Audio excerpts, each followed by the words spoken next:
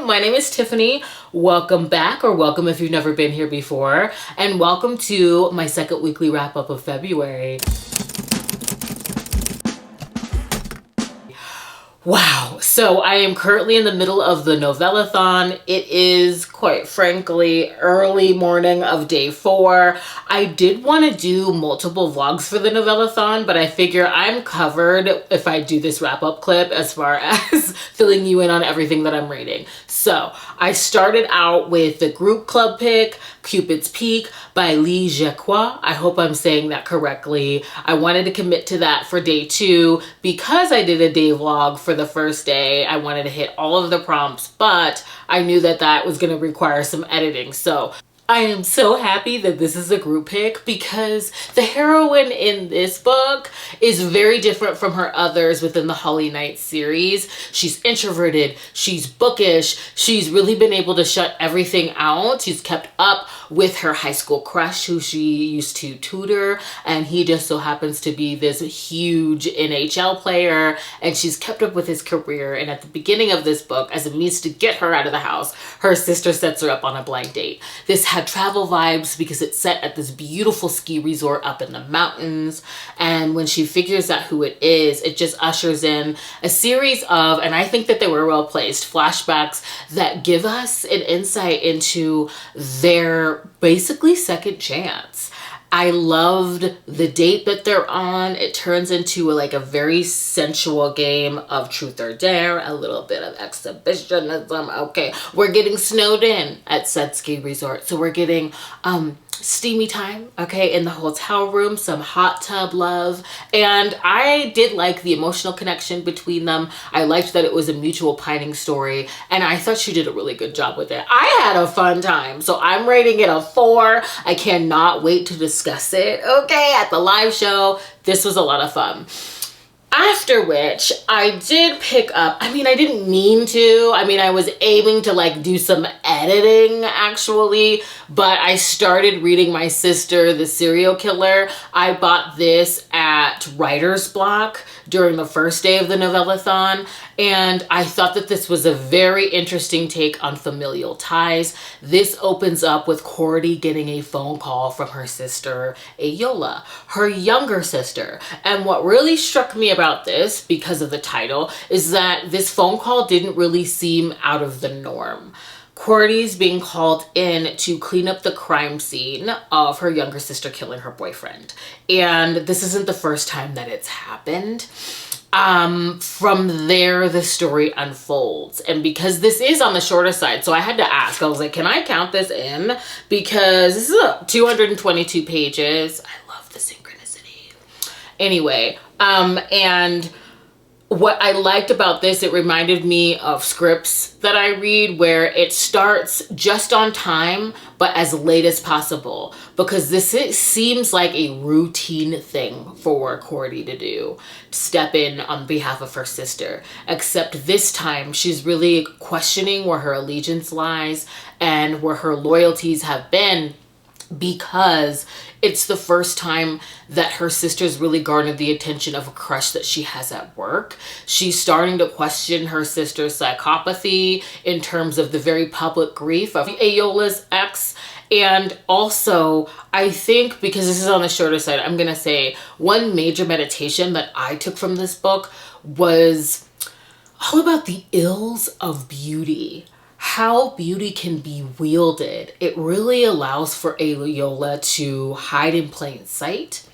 It lassos and just like enamors their own mother, the police. And it also places her in a position to be at the whims of the male gaze since Ayola was a child. And so I think just all of these musings about beauty and how Cordy has not been given that moniker, how her lack of beauty as she's standing in the shadow of her younger sister actually like positions her as an unreliable narrator when she's the one person harboring the truth. I just thought this was very interesting in the way that it was written. I think that the writing was very compelling. And again, it reminds me of scripts that I read from, the foreign market, quote unquote, because that's how we label them. But it felt like I was being dropped in the middle of their life, except the reality is stark and it's dark, and everything in Cordy's environment is gaslighting her when she knows the truth. And I also feel like because this is set in Nigeria, it was nice to have an ending that wasn't buttoned up because it was eerie and it held space for the fact that we don't have finite answers for things. I think when we like move out of the States, I don't know why this is very cinematic to me.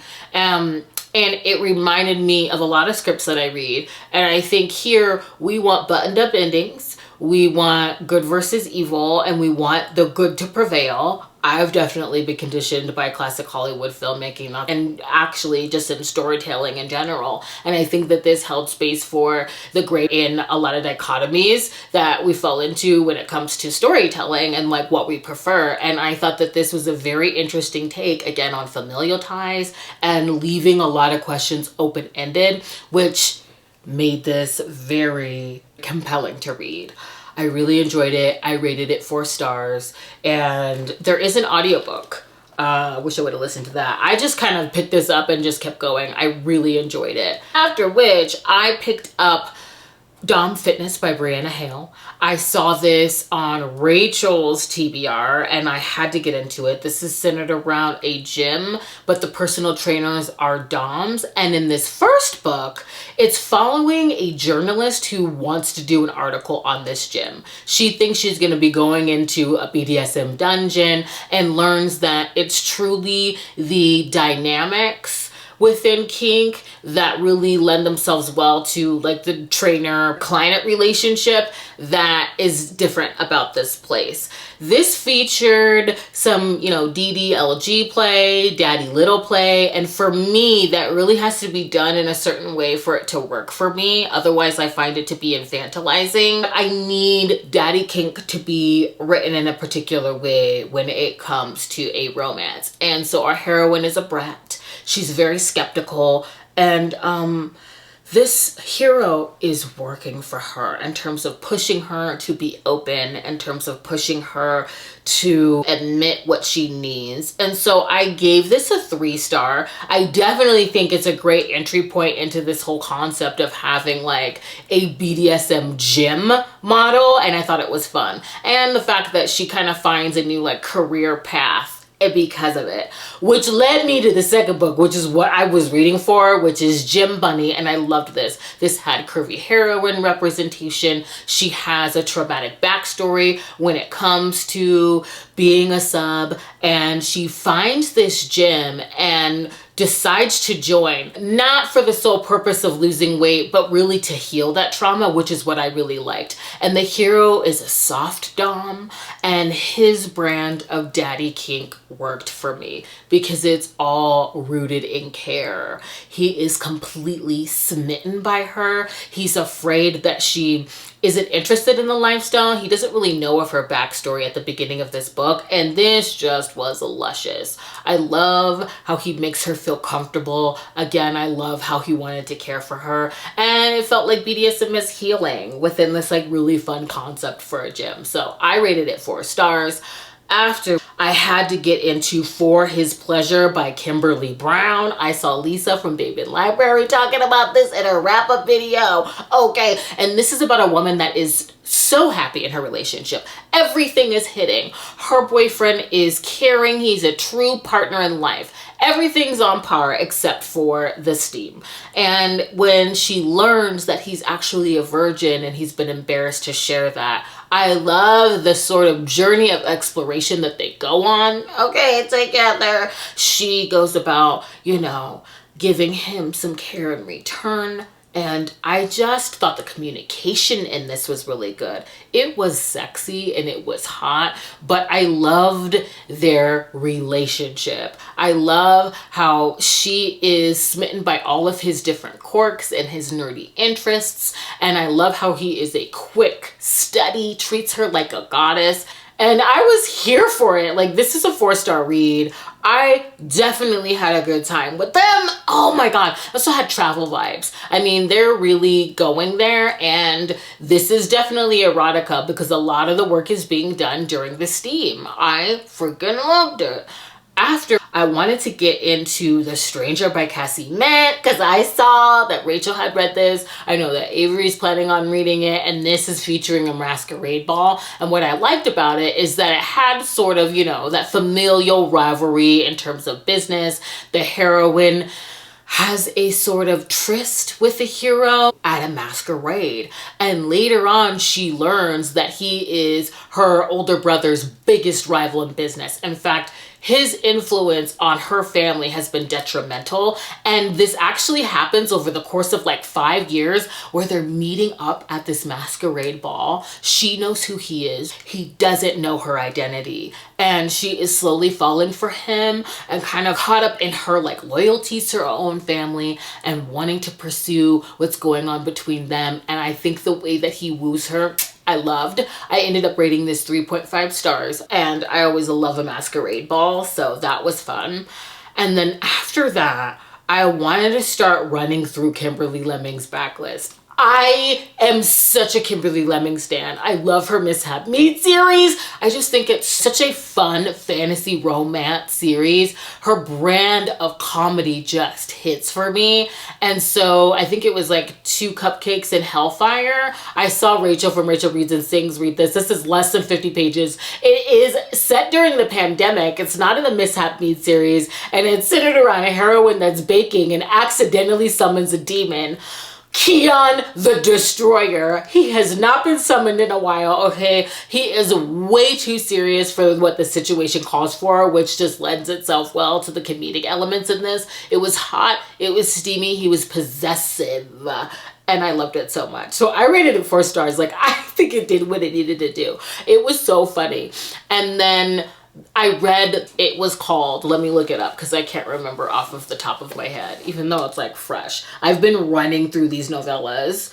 It is A Bump in Boohail, and this was within the Mishap Meet series. It's following the couple from the first story, and it's all about the festival that they have, and also how she's feeling like Fallon has been pulling away from her. He's kind of been absent, and in this novella she learns why, and it's just freaking hilarious. This is all about the festivities and the scares, and I love how gone Fallon is for her, okay? You're gonna see that in book 1. He's really a dominant alpha. I can't reveal what he is, so I do not recommend reading this novella before you read the first book, because the reveal on what kind of demon he is kind of a big moment within the series. And we get in a continuation of that in this book, but it's also just really funny. And it just reinforces his commitment to her, which she is questioning at the beginning of this book. So I loved it. And then I'm going to wrap up with Jessa Kane. Okay, the city girl and the farmer. I really feel like Jessa Kane might be back when it comes to her balance, because she was getting a little bonkers there with some of her scenarios and plots, and like the lengths that her heroes were willing to go to were getting a little creepy for me. I mean, I didn't read, what was it, her grandpa novella, okay? There was like a novella age gap that she did. I think it was like a 55-year age gap. I could not pick that up and sit on camera and seriously talk about it. I'm just being honest with you. So I had to try this out when I saw it going around, and I'm so glad that I did. The heroine gets stuck on the side of the road, and this very sweet, virginal farmer helps her out, brings her back to his home to help her get back on her way, and she's completely smitten by him. He really is a gentleman, and he sees her as this like goddess. I loved how in this book they're both virgins, and she kind of falls for the rural life. Even though she is a city girl, she's an actress, she has a career that she's really fought for, that her family doesn't really respect. And so they have this moment together in this book, that makes him snap. And so this is where the balance comes into the chat, because, you know, he does kidnap her. Okay, he is, you know, incredibly possessive and bonkers and does have, you know, his caveman moments, but I feel like it made sense within the story, and again, it was sweet, okay, in my opinion. So I rated it 4 stars. I had a really good time with it, and I was excited. Like, I felt, again, like Jessa King was back. We had some of the crazier, edgy moments, but it also felt heartwarming and sweet, and of course it was incredibly steamy and spicy. I was here for the steam. So I'm really excited about what I've been picking up so far, and I will be back. I'm not sure if this is just going to turn into a novella-thon wrap-up. I know that Powerless by Elsie Silver is coming out, so I will be giving my updates on that probably in this wrap-up. See you soon. I am back with Coming Home by Kennedy Ryan. This is an Audible original short that she did that I absolutely loved. It had all of the Kennedy Ryan emotions, okay? It is on the shorter side. This is a novella. However, it just had that touch. It's a second chance. It really is a friends to lovers where Torre and Naomi are coming back together at an HBCU. I'd love to see it. I loved to hear the marching band in this. I thought that was like a nice ad at the end of the book. But they're coming back together during homecoming, and this is going to be an interview that Naomi is doing of Torre. They were separated because of reasons that I can get behind. They were doing the dang thing in their careers. They had a moment in college where they were friends that led to more, and that was interrupted. Life got to lifing. They were both journalists, Torre being more investigative and hard-hitting, delivering just those heart-wrenching pieces to the masses, and Naomi, like America's darling, as a morning TV host. And so these two people that have garnered great success within life come back together at their HBCU to do this interview, and what it uncovers is the time that's been lost in terms of what happened between them, where they left off, and where they'll be picking up. I love the title. It was fitting, and again, it just had that like Kennedy Ryan flair. I got a ton of quotes from the book, okay, that I was like slowing down and trying to like transcribe because it had all the feels, and it was very black. I loved that as well. It was fun. I loved it. So I rated it 5 stars, okay, and then I moved on to Hold by Claire Kent. Oh my God. I'm so glad that I picked Claire Kent up again during this readathon. I read Haven by her, which is a post-apocalyptic world, and absolutely loved it. And this is a dystopian space world where our heroine is arrested and tried by the Coalition, which seems to be this overarching, basically government entity. There's no one above them. She gets in trouble for not digging in the proper area. She's an archaeologist, and she needed permits to go where she was going. And in this world, I mean, there are no varied infractions. It's right or wrong. You can curse someone out and that be the wrong person, or commit murder, and everyone's being sent to the same place. In this world, they like to drop people on planets where they can escape from, and she's getting sent to a prison planet. And at the beginning of this book, on her way there, one of the guards tells her her only way of survival is to find the strongest men in there and to barter herself in order to garner freedom. And this freaking prison is wild. It's underwater, so even if they were to escape, they would drown. There's no way out. They drop her into this freaking cage, and it starts. She finds the strongest man in there, but it's not the man that one would assume it would be. It's not the man that already has his own harem and entourage, that very pompous in stature. She picks the man that she sees when she's getting a very brief tour that's quiet. He has a lock on his cell, which is something that everybody has, and he is a recluse and he's tucked away. He's also rigging out when she first sees him, but she picks him, and she's basically selling her body for protection. This is featuring dubious consent. He is non-verbal, not very communicative, but I love talking about this with Rachel because she had mentioned that it's very similar to the hero from Haven, and it is true. This is the second hero of hers where he's grumpy, he's prickly, they're non-verbal almost, they're stern, And yet, throughout the course of this book, despite the dubious theme, which I felt was very hot, I mean, they're not getting a moment alone. Her vulnerability is on full blast. The stakes are extremely high on her well-being and life. But throughout the book, which is all in her point of view, we slowly start to get these acts of care that he administers that gives her a clue as to how he's really feeling about her. And that's what I love, okay? I don't get the dialogue from him, I get the action. And that just worked for me in this book. We're also introduced to another character, and I have read that book as well within it. It's a very interesting world and concept. I loved this couple. The third freaking act was high action, full throttle, and I love to see it. I love where they landed. It was just beautiful. So I rated this 5 stars. I absolutely loved it. I am sold on Claire Kent, just period, as an author, but I definitely want to run through this series. After that, okay, I read Powerless by Elsie Silver, which this third book really felt different from all of the others.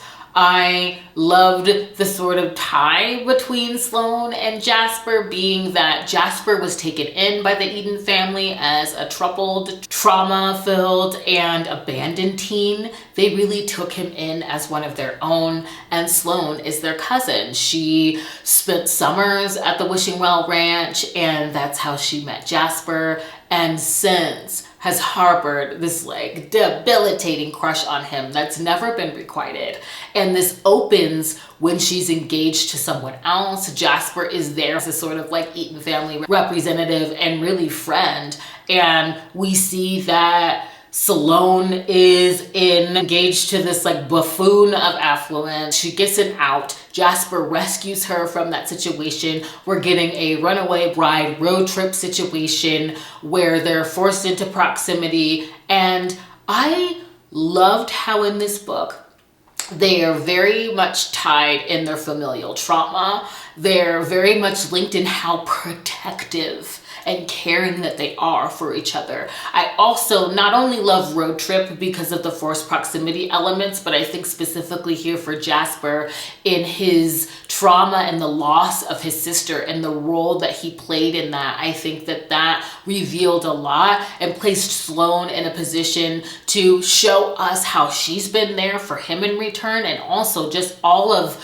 her realizations as to how she's lost herself over the course of her life, really being willing to marry this buffoon out of duty to her father. I also like that he's a hockey player, she's a ballerina. They're both like athletes, and it made me also want to pick up her other series. I think it's like Gold Rush Ranch, because they do make a pit stop and those characters were lovely. But I loved the road trip that they were on. I loved the only one bed sharing hotel room situations, and also how she questions his interest in this book. There's been some mutual pining, and when that's revealed, although the steam that we slowly sort of get into is hot, I don't want to say the word I was gonna say because it's a big reveal.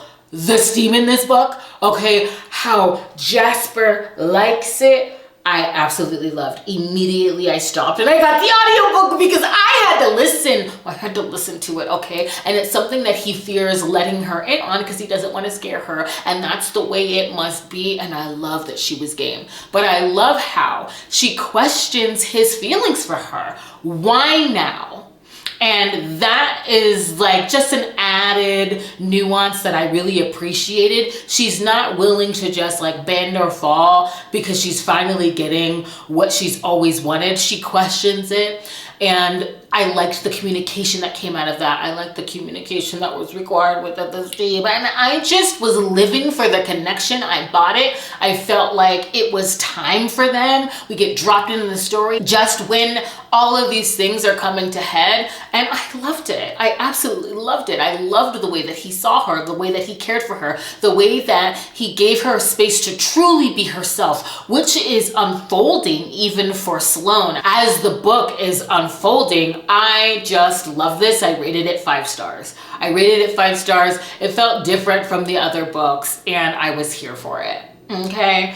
After that, I picked up Fall by Claire Kent, which is the second in the series after Hold. We meet Hale, okay, in that first book, and he has a sort of illegal ability in this world. That's all I'm going to say. And this is set in a hedonistic society, a planet that once featured a royal family, but now that we have the coalition, they're basically sort of like a hollow figurehead. And our heroine is curvy. She's the second in line. This is also a matriarchal society where her sister was queen, or would have been queen if, you know, the old world order was still in place.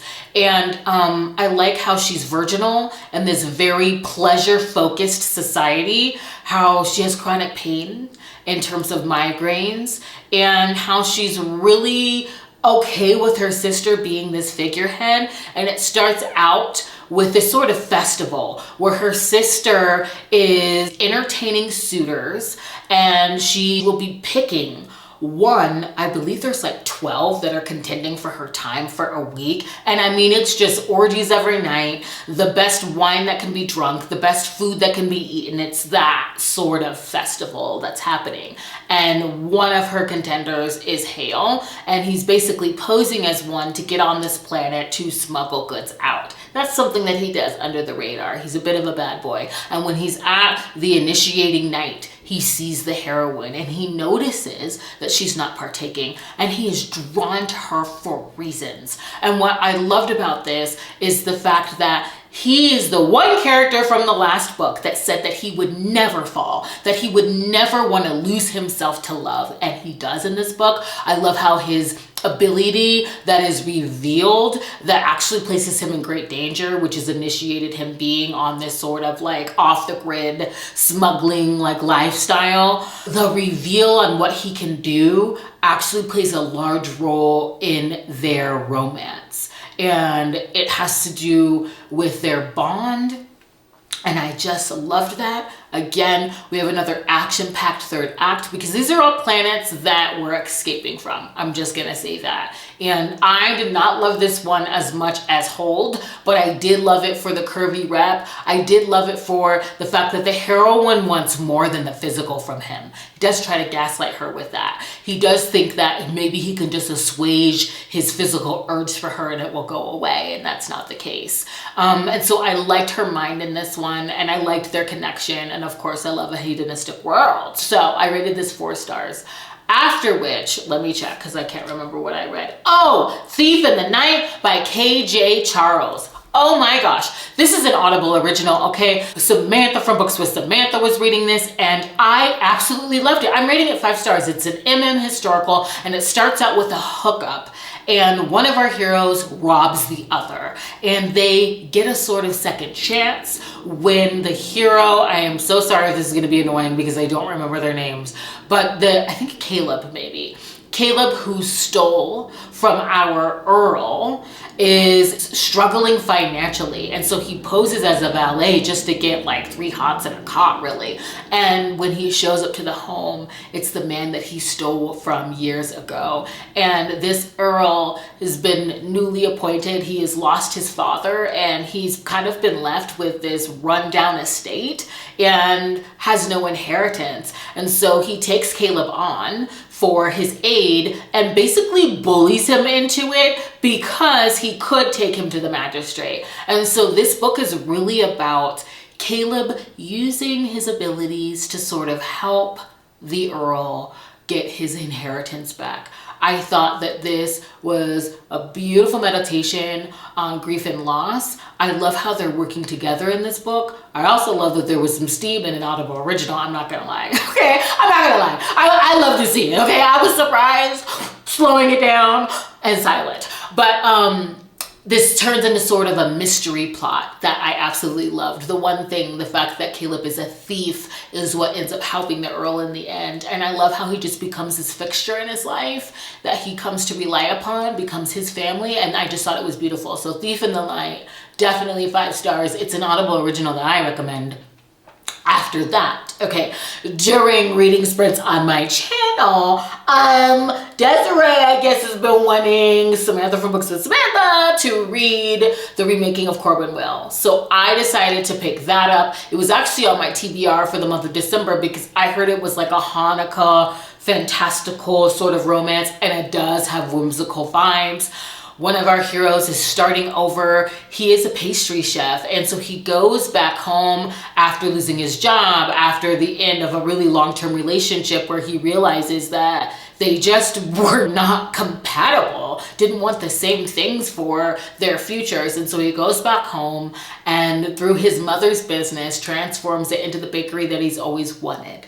And in walks Corbin Wale. He is very like, he just felt like one of those, like a little emo boy, okay? And he is very introverted, and he is mistreated within this small town. He is seen as weird. He is seen as bad luck, and he's treated as such within this town.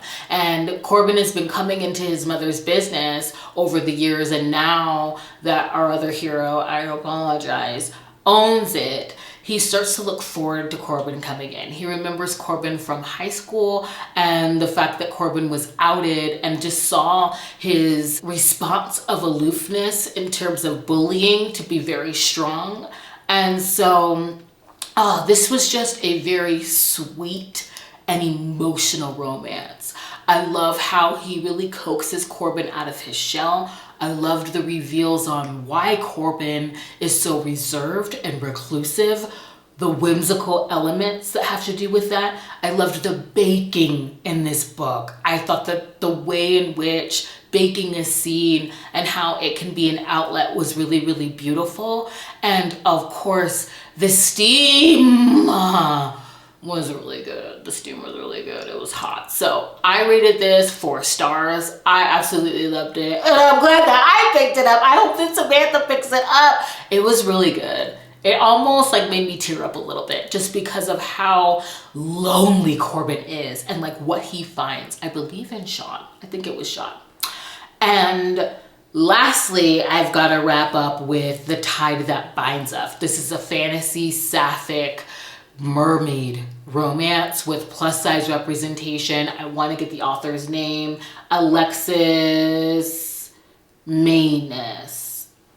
I am so sorry. I'm so sorry. Alexis Maness. And it is The Tide That Binds Us. This felt very character driven to me, okay? We are following a queen of the land and sea, being that she's a hybrid queen. She is human, but she has familial ties to mermaids. And she also has vowed to protect the mermaid people. And so when she learns from her aunt that a princess has been slain on her shores, she sets out to investigate. Now, her position as queen is pretty precarious. There's a lot of political intrigue that has to do with this, and chess pieces being laid down. The fact that she's a woman, a hybrid, and newly appointed as well, is something that she's trying to garner respect for and protect. And so she journeys to a neighboring land to ferret out the truth. And this really felt like her journey as a queen, as I mentioned, as opposed to a romance. Although we are getting a sapphic romance, she falls for a quite literal siren that's being held captive by a neighboring king.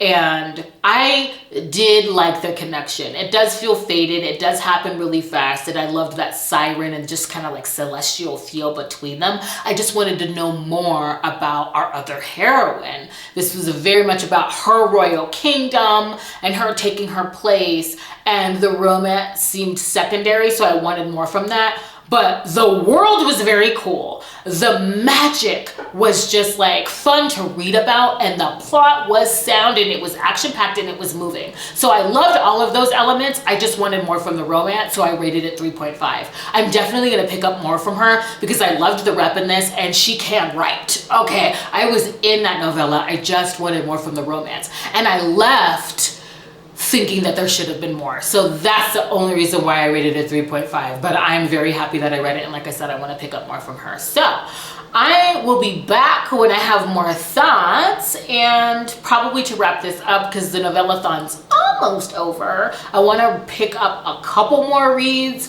before the live show. So I'll be back with those at some point.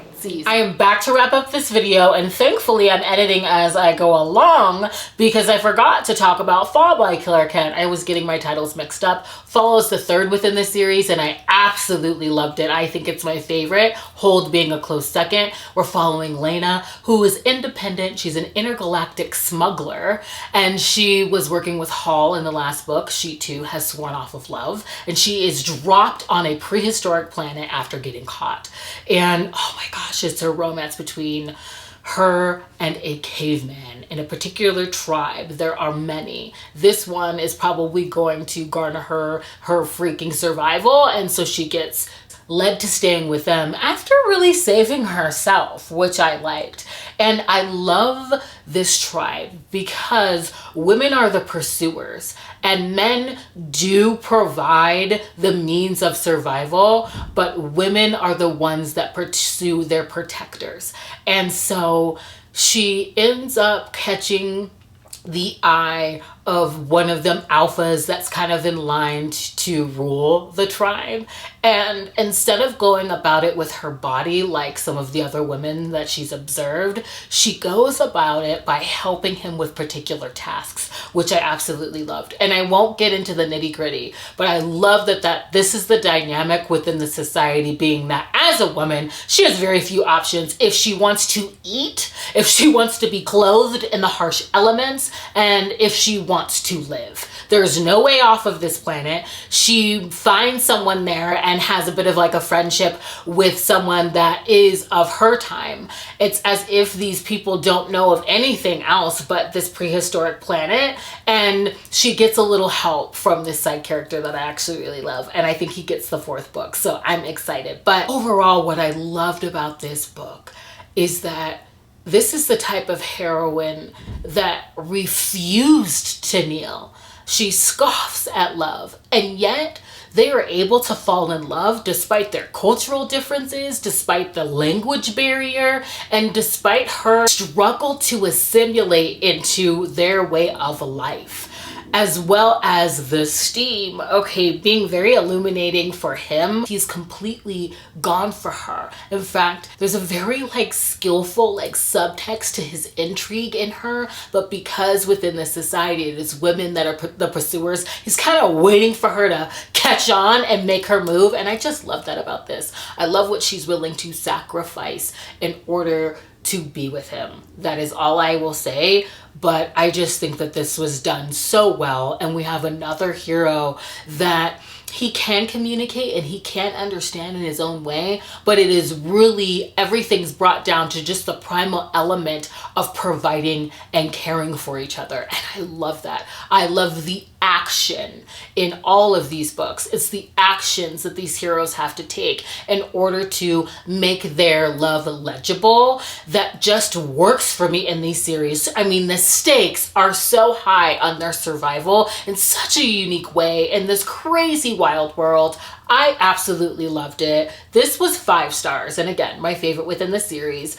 And then the next book I wasn't intending on picking up, but it was just absolutely hilarious to me. I mean, I saw on Rachel's TBR video, but I have to pull up the title because I am not going to remember how to say this properly, and I believe it deserves its due. I read How My Boring Life Was Completely Derailed, and I was absolutely railed by 2 big blue alien dudes from outer space. This is by Eliza, and I thought it was absolutely hilarious. It is following a gas station attendant who gets matched with this guy that she met on a dating site called Smolder, and it just so happens to be that this guy is an alien king that catfishes her on the site that he created to get more insight into the human life, and he beams her up to his spaceship, is calling her his queen, and it is her hot hookup with him and his body bodyguard, except with his bodyguard, there's a bit of a language barrier. And this was just a fun freaking romp. It was absolutely hilarious. It is a respite for her very mundane life, and I just got a freaking kick out of it. So I love this. I rated it 4 stars.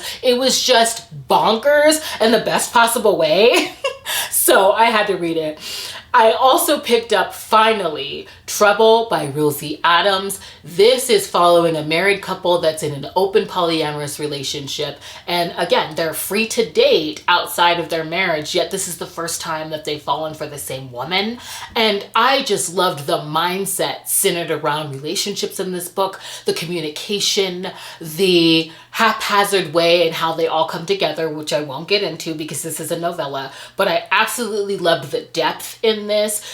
You know, she has a backstory and she really has to learn how to communicate with them. I loved the ease and comfort within their marriage and how it is amplified with her being the addition to it and them just becoming one in the end. I thought it was so beautiful. I rated this 4.5. And then I wrapped up the readathon with Go Deep by Rilzy Adams, which is a friends to lovers following a heroine that's a writer. She writes erotica and she's kind of been off step since the ending of her last relationship. And so in order to kind of like heat up her books and life, she decides to start dating again, or at least getting back out there, okay, or up under someone new so that she can start getting back to her book writing. And she ends up hooking up with her best friend because that's someone that she trusts. I mean, they were childhood friends. This is childhood friends to lovers. I love their relationship in this book. And my favorite thing about this friends to lovers is that there is no prior mutual pining in this book. It's not something that they've ever entertained before up until now.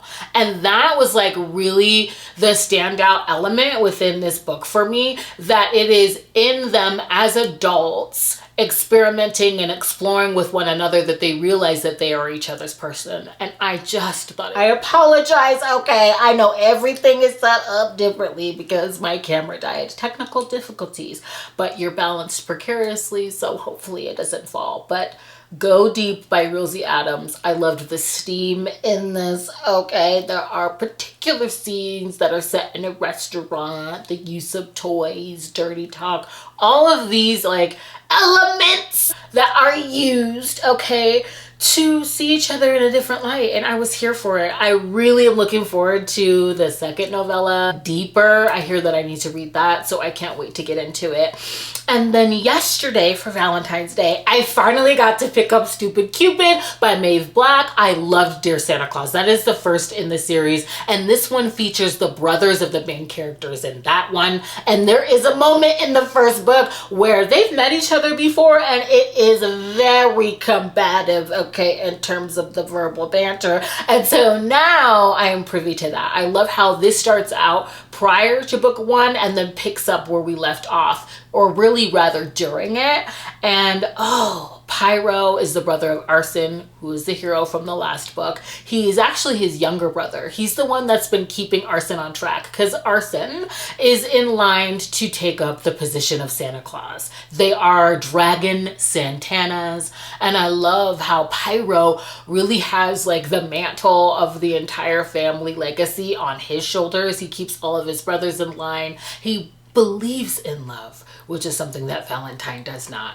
But he doesn't believe that he can truly entertain it in his life because of his familial duties. Now, Valentine is a Cupid, okay? And he doesn't believe love exists. He is grumpy, he is cynical, and he is definitely prickly. He's sarcastic, okay, and frank, direct. He's actually the best at his job, though, which is quite interesting. I think that also factors into his belief that love isn't real because he's been tasked with manufacturing it. At the beginning of this book, they are both lonely and they meet at a play party where Valentine is really exploring his interest in kink as well as submission. And oh, Pyro has realized that he may not be able to actually have a life partner, but he can at least play as long as he communicates clearly that it can't go beyond that. And that is where this begins. I love the moment where Valentine sees freaking Pyro because, I mean, He's got the shading of Eeyore, but it's midnight blue, grown, sexy. He's donning a suit and this large wingspan, and he's brooding in the corner. And Valentine is just drawn to him and doesn't understand why he wants his approval, why he wants his praise. And I love the communication in this book. It's very sexy, okay? Consent is king. And so this first experience that they have together, it's established that it can't go beyond this, possibly friendship, but you know, Pyro is very clear about what he's able to give. And I think Valentine is really willing to grovel at his feet, and he's willing to take whatever Pyro would dish out. Oh, I love this. And it's such a whirlwind that they're incessantly spending time together. Of course, the emotional lines are being blurred, and it scares Valentine to where we catapulted into the present, and they're being forced to work together for reasons. I won't reveal how that happens, but this becomes a workplace romance. Okay, where a dragon Santana, Santa Claus, okay, is now working as a Cupid within Valentine's company. He has to shadow him, and I just love this. I love how they recover the ground that was lost between them because Valentine got scared. I love how Pyro woos Valentine in this book, and it was just a lot of holiday fun. There is this sort of like meditation and theme of all of these monsters that are tasked with bringing us joy during the holidays, yet they don't believe in that joy, and them finding it for themselves. Oh, I loved it. This was everything. I had a lot of kinks, a lot of control, a lot of theme steam. Okay, the cinnamon was fun. There's just like a lot of cool elements in it that I had a lot of fun with. So I rated this 4.5. The first was 5 stars. This is 4.5. And I cannot wait for the next one. I don't know what she's going to give us next in terms of holiday, but I have my eye on her. And I'm really excited about like the Monster Ball series that Cleo Evans, Maeve Black will be writing in it. Ashley Bennett will be writing in it. That's centered around humans that are kind of cast-offs from like regular society. They're going to be historicals, and they're sent to the monster realm. I cannot wait. So that is what I've read so far. I want to thank you for joining me. Please consider subscribing and sticking around, and I will see you in the next one. Bye.